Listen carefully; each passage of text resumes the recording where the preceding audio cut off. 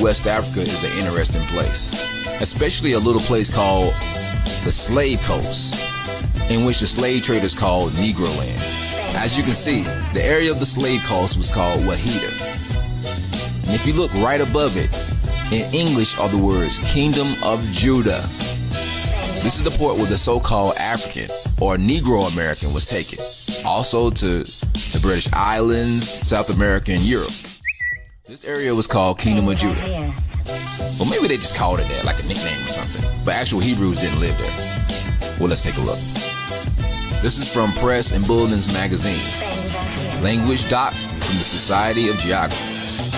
Wahida, also called Fida, Huida, Uida, Judah or Judah, is an ancient city frequented since the 16th century by Portuguese slave traders who gave it its name.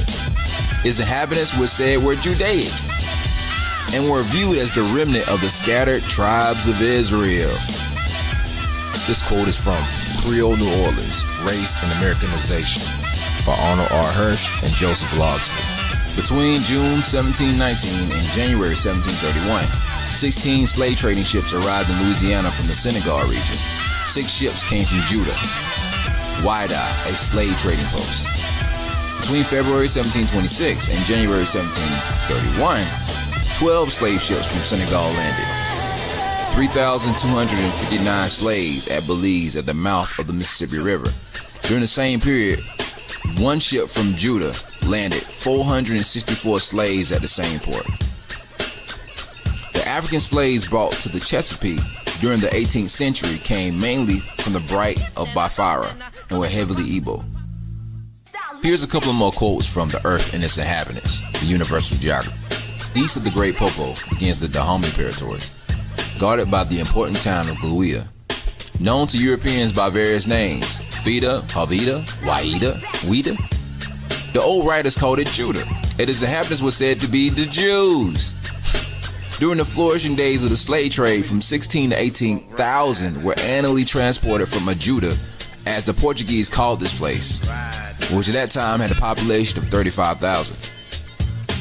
Part of the local trade is in the hands of the Mavumbas, a people of grave and solemn aspect with intelligent eyes, straight or even eloquent nose, whose pronounced Semitic type have earned them the Portuguese designation of Judos Pretos, or Black Jew. I don't know how much more proof you need, but I'm going to give you some more.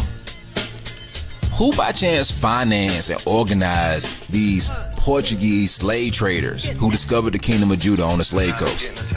Meet Aaron Lopez, born Duarte Lopez. He was a Jewish Portuguese slave trader.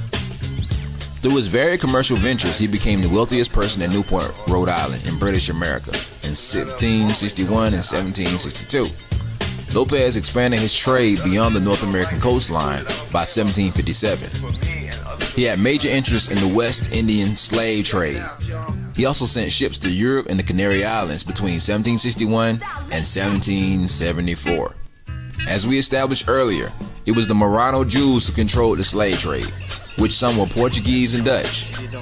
It was written on their maps that the slave coast was actually the Judeans of Israel, or Yehuda.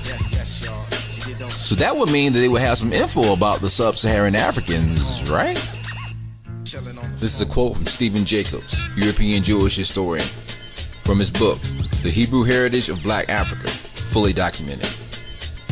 Black Americans are now in a position as never before in modern history to rediscover and reclaim, if they wish, a heritage which has profoundly influenced world history and mankind, the Hebrew heritage of Black Africa. So since we've established, without dispute, that not only did the true Israelites flee into sub-Saharan Africa, but that the scripture also agrees that the dispersed of Israel are beyond the rivers of Cush, and from there were transported as slaves into every nation, not for the first time, but actually the third time around. The first time and the second times were in the known world, the third time into the new world. And seeing that it was by the witness of 2 or 3 that every word is established according to scripture, that would be right on the nose.